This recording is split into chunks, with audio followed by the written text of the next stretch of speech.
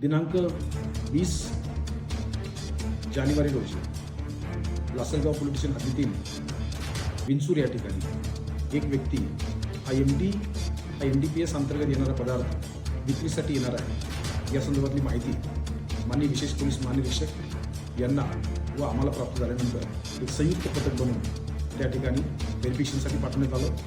त्यामध्ये जो व्यक्ती आहे याकूब अली मोमी याच्या कब्जामध्ये साधारणतः 315 ग्रॅम MD हे त्याच्या स्कूटीमध्ये आढळलं।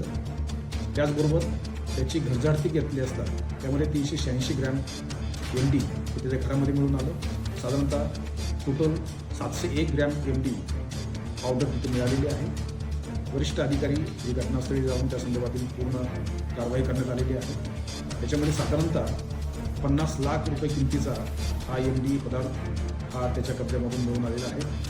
पुढील कारवाई लासलगावचे प्रभारी अधिकारी करत आहेत। झिरो टॉलरन्स NDPS या बाबतीमध्ये संपूर्ण जिल्ह्यामध्ये मोहीम सुरू आहे।